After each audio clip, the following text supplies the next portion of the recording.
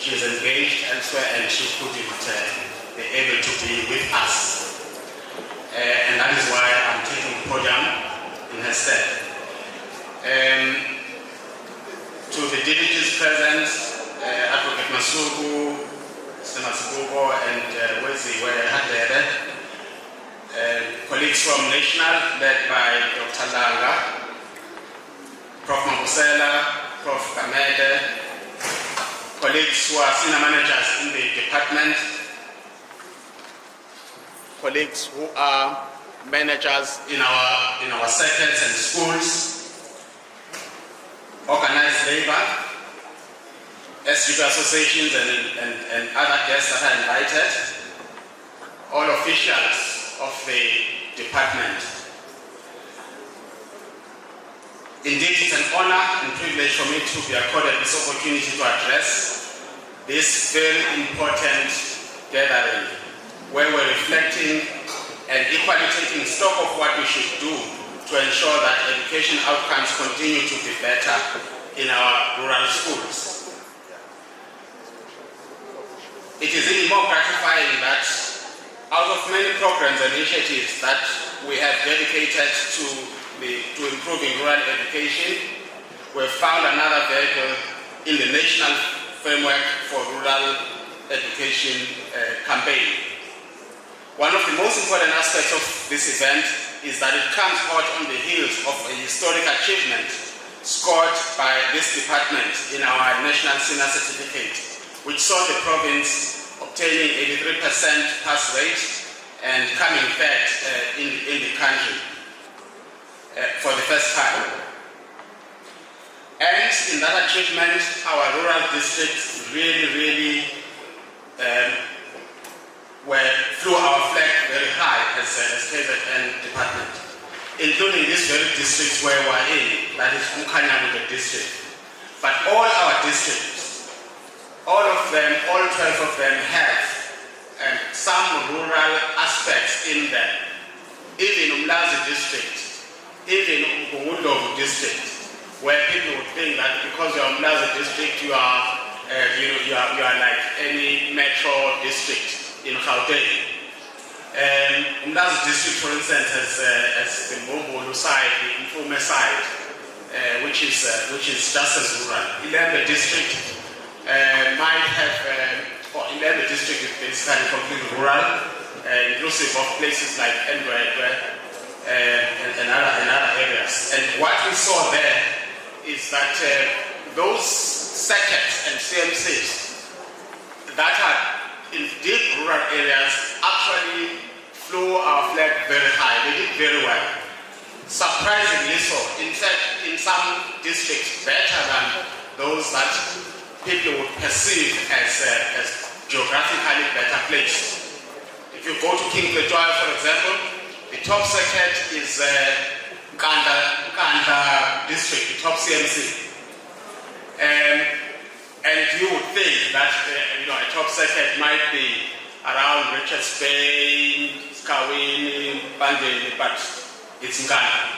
If you go to Ilembe district, the top CMC there is Ndwedwe, that's a car. And better than some circuits that you might consider geographically better placed.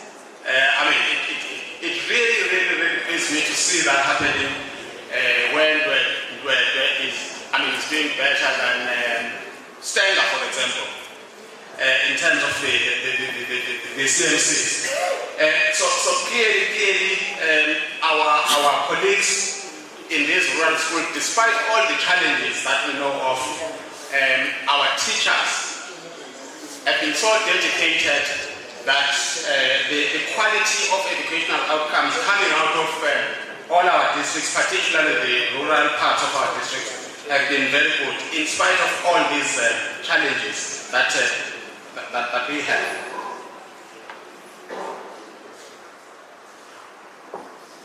It therefore comes as no surprise that I also remain upbeat, as everyone else is in the room, that the prospects of us even getting better in terms of outcomes throughout our grades, including learner outcomes in rural areas that we will continue to be better. Program Director, let me hasten to share with this Indaba that I've listened with keen interest to all the speakers who have come before me, which is why mine is about to end now, because I did a lot of listening and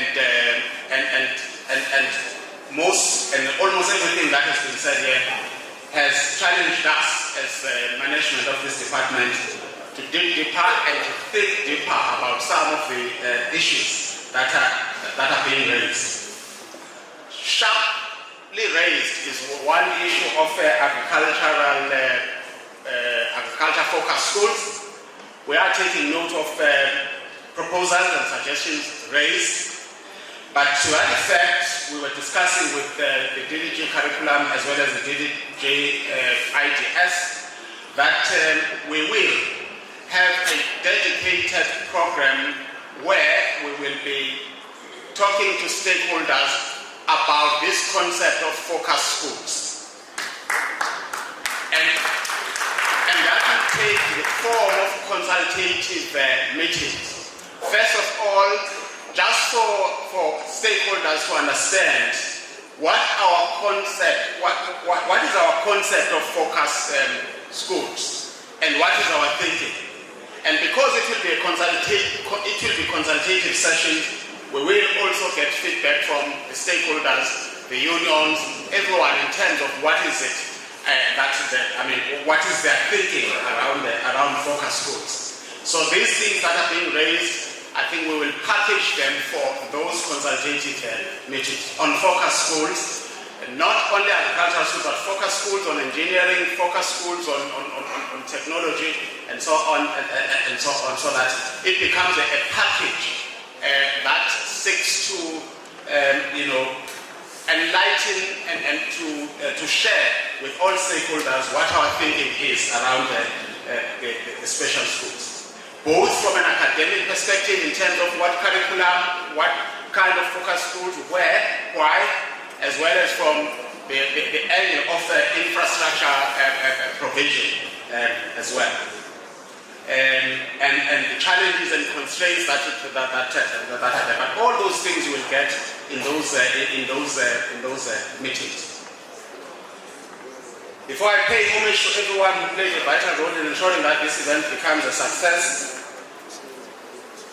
please allow me, ladies and gentlemen, also to share with you that from this event there are very important points that should be key takeaways from this Indaba that we must never lose sight of as we implement the framework.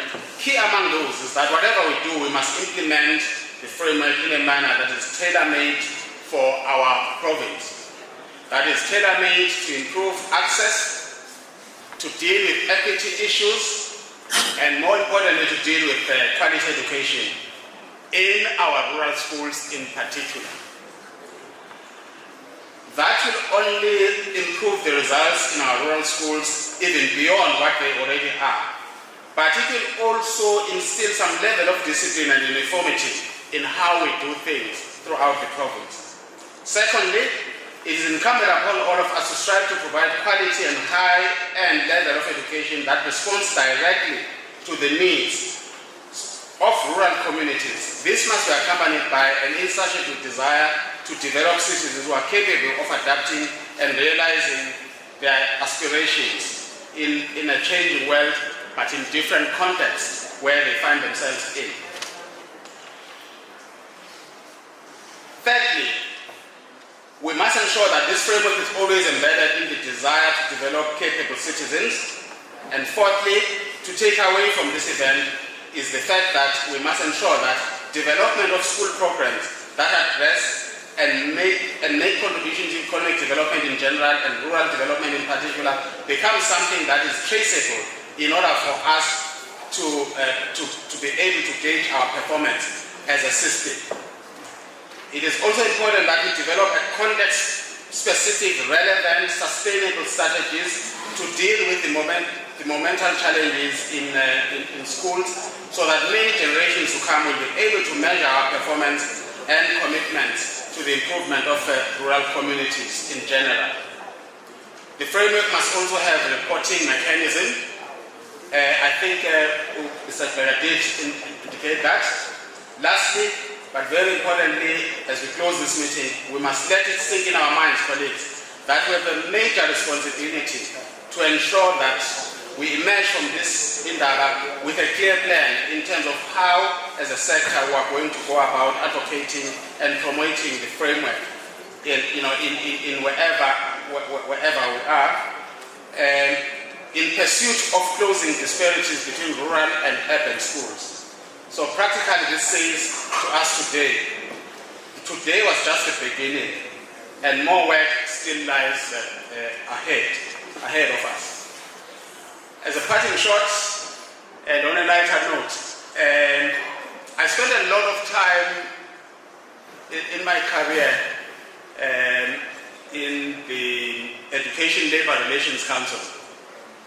And one of the things that I learned was nomenclature can, nomenclature can be an issue for discussion and debate, disagreements and agreements. For example, in around 1998 or so, with the beginning of what was called rationalization and redeployment, there was terminology that was used then. And teachers who were, teachers where the learner enrollment had dropped and the teachers had to be redeployed, they were called access teachers. Then there was a debate about 3 years later, now it's around 2001, 2002, and a new term emerged, surplus educator. Now, excess educator, surplus educator. Question of syntax, but it was a question of what are the implications of excess? What are the implications of surplus? And lastly, the description surplus educator was discarded. Again, about 2 or 3 years later, around 2007, that descriptor was discarded, surplus educator. And now, it was discarded in favor of a more longer description, a phrase now, instead of excess, surplus. Now we have a phrase. And the phrase is, educators who are additional to the establishment.